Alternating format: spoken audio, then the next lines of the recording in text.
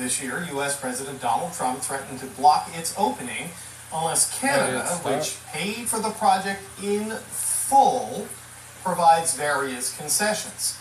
Earlier this month, U.S. Ambassador to Canada said the opening Howdy. is one of the various irritants between both countries. Meanwhile, the Bridge Authority and Canadian government says its opening is tied to testing work. I'm joined now by the Mayor of Windsor, Drew Cheers, Dilkins. everyone. It's good to see you again, sir. Thanks for being here. Thanks for having me, David. This Cheers. testing, is that the Americans doing the testing? Because if it is, that feels like something could get held up in customs for quite a bit of time. What do you know about that? Well, it looks to me an awful lot like that's an excuse, because when I drive by the Canadian port of entry and I've been by the U.S. port of entry, the pylons are gone and things look ready to open. And so I think that's just an excuse at this point to keep the bridge closed until bright minds prevail. When did Mr. what Clean end? become the how do fucking you mayor of see Windsor? this, being used in any kind of a leverage play involving the broader trade negotiations and cross-border relations? Well, it is right from the playbook of President Trump, where he cherry picks single issues and tries to leverage whatever he can to resolve single issues. So think of it in the context of our CUSMA USMCA trade agreement, where we deal with all of these issues in a very comprehensive way. Well, the president likes to pull off steel. He likes to pull off aluminum. Yeah, I think they're clones. Two particular industries, and he likes to hive those things off and leverage his position. In this particular case, perhaps the leverage request is put U.S. booze back on the shelves in liquor stores in Canada, or some other subset of issues. But at the end of the day, listen, no one wants this bridge open more than the mayor of the city of Windsor. I've been watching this and part of this saga for the better part of 25 years since the conversation first began. Fuck you, Baldy. What I'm hearing, it makes me feel uncomfortable. You know what? I think he just might be turtly enough for the Turtle Club. To see this bridge open, a bridge that you recognized we paid for entirely, that we worked with the state of Michigan as partners to construct what needs to be constructed on the U.S. side of the port of entry and the connections to the I-75 interstate system. So it's a bad deal. I'm Canadian at heart. I don't want a bad deal. This bridge Just his heart's Canadian. The rest of him's fucking a piece of shit. For redundancy, after 9/11, well, it's built. It could open tomorrow if it needs to open. And it was built because we had a forward-looking review of the NAFTA trade agreement and increased demand on trade. Well, Alright, hold the fuck up a second. Does anyone remember those glasses that used to come, like, at the dollar store and shit with, like, the big-ass fucking honker on them? Like it was an attachment to the glasses? Does he not look like one of those guys that, like... Anyhow, Donald Trump, let's let him talk, I guess. Are just attacks to U.S. consumers. Turtle, yeah. And so, if we have to wait a few more months until the climate is better and we get a good deal for our country, I'm satisfied to do that. Right, so I mean, look, in the short term, there's, I guess, sort of the stranded costs, the sunk costs of having built a revenue-generating asset that you can't use because people would pay tolls to use the bridge. But there's a real opportunity cost in not opening up and getting expanded trade. So you see, you'd rather keep it closed and wait for a good deal. What if a good deal is not coming because it's hard to see light in the window right now? Well, listen, I think if we march, if we're just being sensible here. And what if you guys a big if didn't find anyone else to talk to, so you just use yourself times two? We know Michigan is a swing state. We know Michigan, the state proper, is a partner in the construction of the Gordie Howe Bridge. In fact, David, 8,000 Michiganders helped build the U.S. side with U.S. steel and U.S. building products. The port of entry. Is that what the fuck y'all are called? Michiganders? So Michigan has a vested interest. You guys should change your name or something. I think you guys deserve a better name. It doesn't sound very official. It would make no sense to me. But again, I go back to let sensible minds prevail. Neither does Ontarian, but at this point. Well, someone who's usually a pretty sensible mind is Flavio Volpe, the president of the Automotive Parts Manufacturers Association, and he says, look, the bridge is an issue, but the bigger issue is what's on the trucks going across the bridge and how that is getting tariffed, right? So what do you need to see in negotiations that could give you and your community the confidence to go ahead with this opening? Because we've talked many times, Mayor Dilkins, about the hit. I'm not even too sure what the tariffs are right now, but I guess they're probably up there, and then they'll do it at the border just like they're tariffing everywhere else. I would assume anyway. from the auto tariffs on your city. What do you need to see here? Mother Hubbard. So, Dr. James Stagg here at the Quest to Generalize. that's what we got so far. That's some bullshit. If you invade tomorrow, they're going to be washed away. We must face the facts. If we delay. Yeah, I think it's been closest urban area to another urban area on the other side of the border, and we share the world's longest undefended border. I mean, it's we built up our economies, our family life so closely because of the proximity to the United States. But no one in Canada wants a bad deal. And we see what's playing out in the United States. You see 3.8% inflation. You see the war in Iran driving up gas prices. I just think of the people who have to get in their F-150s and drive to the grocery store to buy a hamburger that's extremely overpriced at this point in time, that this is all going to be a house of cards that plays out negatively on the president unless he makes other decisions. Yeah, it's all the same and bullshit. Unless he resolves some of these trade But tensions. it is what's especially happening in now, auto, I David, guess. where we have built this economy together. We have built a marvelous trading relationship. Don't worry, I got Mark Integration Clowney unlike coming any up. other He's a fucking between tart. Any other industry between Canada, the United States, and Mexico as well. And so he needs to resolve these friction points, which don't need to exist. And because they do exist, they're actually hurting the American consumer. The price of a vehicle is now $50,000 on average. It's unheard of. Well, I've had just about enough of Mr. Clean and Mr. Clean over here. So let's have a little quick smoke break, and then we'll jump into Mark Clowney and his fucking band of goonits.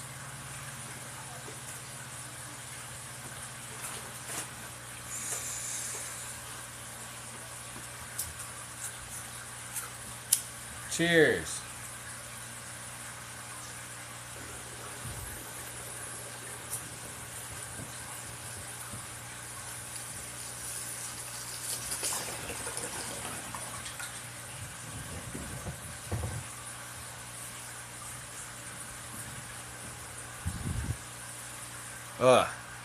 Alright. Let's jump back into the doohickeys.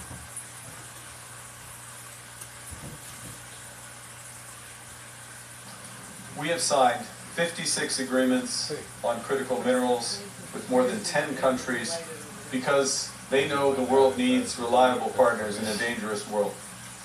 And we know that entrepreneurs, such as those gathered here today, need predictability in the age of uncertainty. The Mattawinnie mine will be the largest graphite mine in the G7 and one of the most recent projects greenlit by the newly formed Major Projects Office. This project went from referral to construction in 6 months. The president, founder, and CEO of Nouveau Monde Graphite, Eric Desaulnay, joins me now. Nice to see you, sir. Thanks for coming on. Thanks for having me. So the Prime Minister pitched your project. Time out. How come everyone on fucking Mark Carney's team looks like a fucking transformer or a freaking queer? Nothing against queers, but like, why? Anyhow. It's really a big deal, saying it could be one of the largest graphite mines in the G7, a crucial link in the critical minerals supply chain. Tell me what you're building there in Quebec and why this project matters for the country. Prime Minister is right, as we're building in the Saint-Michel-des-Saints, the largest natural graphite mine of the G7 countries. We will be producing about 106,000 tons per annum of natural graphite out of the project. It's a $600 million, give or take, initial capital expenditure on the project. And a quarter of the production in Saint-Michel-des-Saints that will start producing early 2029 will be sent to Bécancour. That's 2 hours. I'm not saying they shouldn't try to generate revenue for fucking Canada or whatever the fuck, but that landscape looks like fucking shit now. Hopefully they're gonna plant trees afterwards so they make up for all the lost nature, naturalness that's there. Drive built between Montreal and Quebec City, where we will transform a quarter of the production for Panasonic Energy into active anode material for batteries. So very, very important first step is to launch the construction of the mine today. So in 30 months from now, we are producing there. And within the next 6 months, we need to launch as well the Bécancour project to synchronize both delivery of projects. So really, the graphite will be used for batteries, maybe defense purposes eventually as well. Maybe just give me a sense of what this mineral will actually be used for. Yeah, I would say at the end, about half of the production should go in the lithium-ion battery, both for EV, obviously, but also for... He said should. He said the product should go in the batteries. What's it actually going towards, you fucker?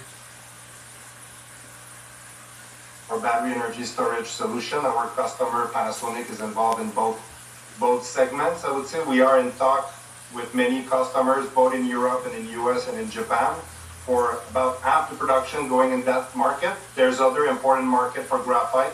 Refractory bricks in the steel making industry to build the walls of the foundry are using a lot of graphite, so that we have an offtake with about 20% of the production with Traxxas, a big trading house in that market.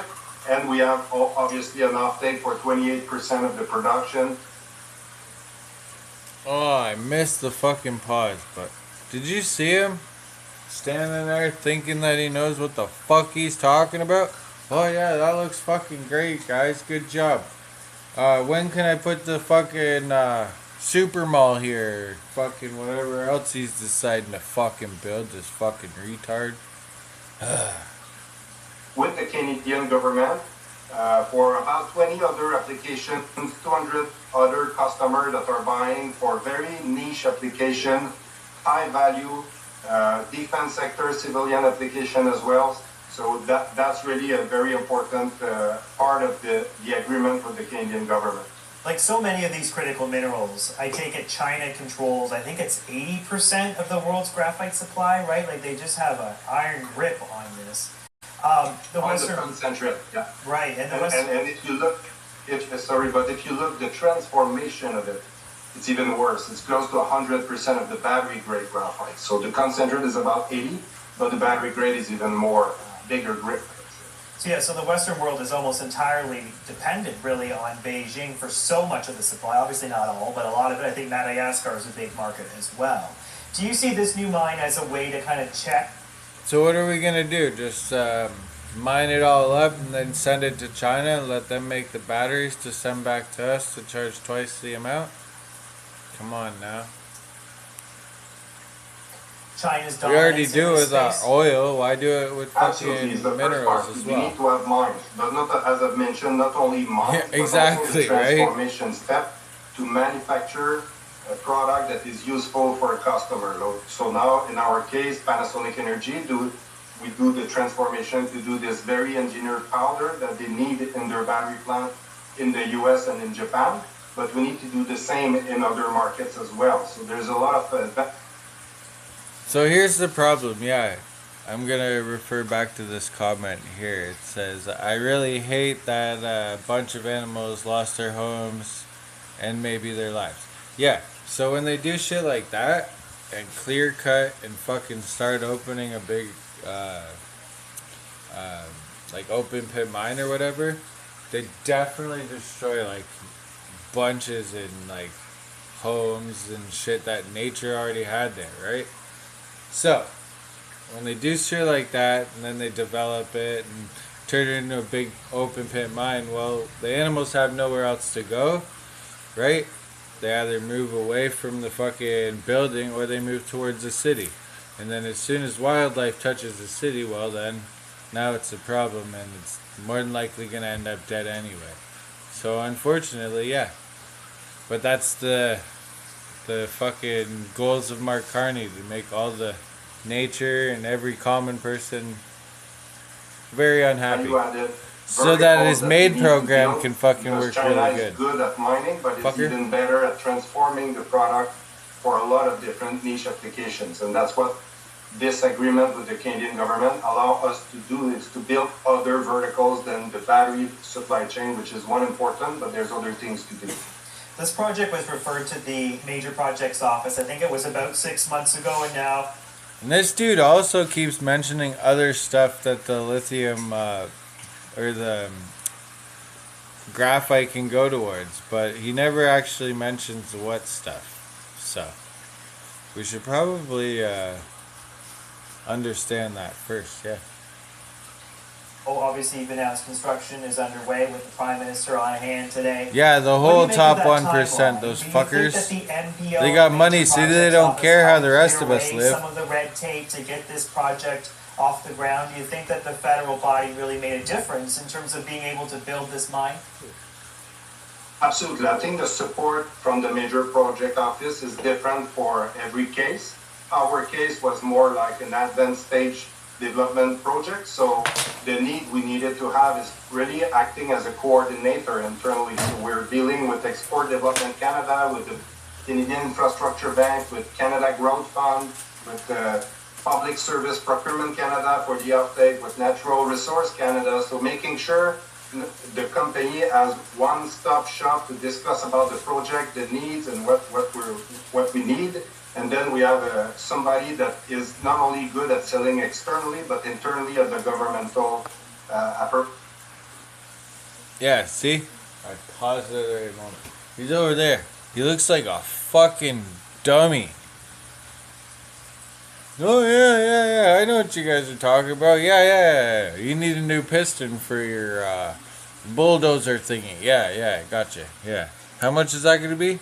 $1 million? Alright, we got you.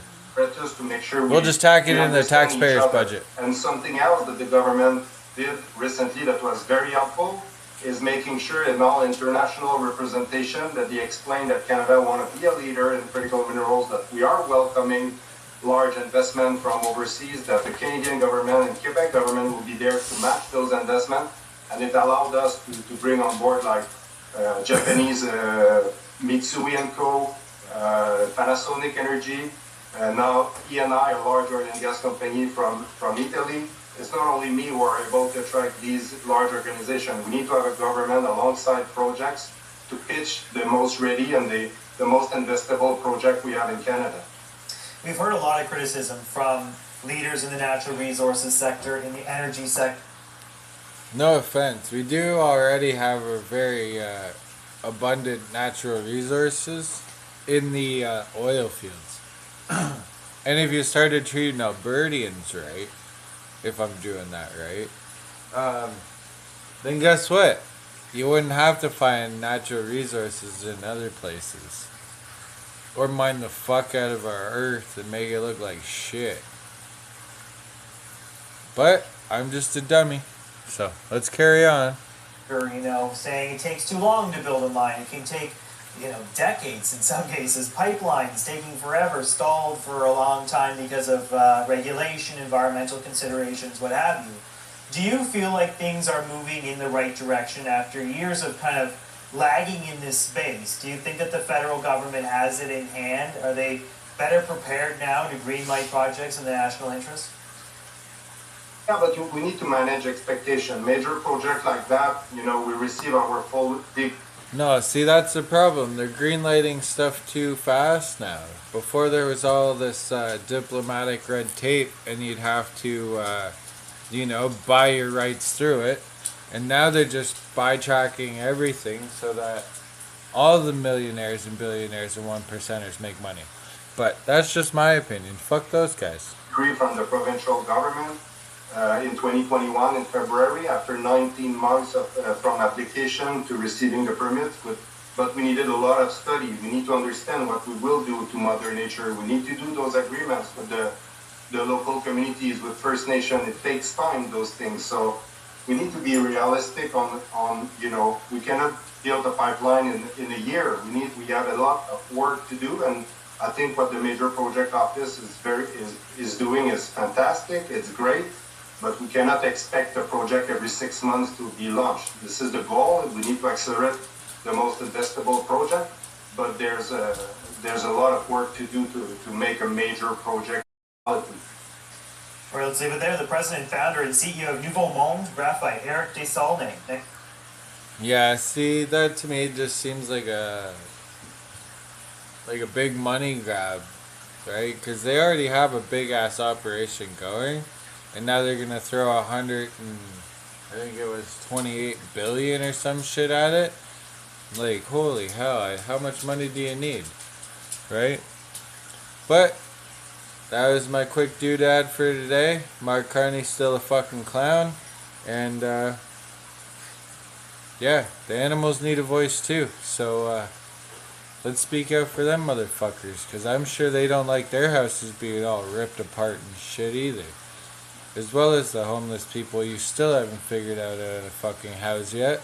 Other than throw them in jail. And then take their houses and throw them in a big bucket. Which you're doing with the animals as well. So, on that note, if you like my shit, don't forget to like, share, subscribe, and do all that crazy bullshit so you can stay on that algorithm. Thank you.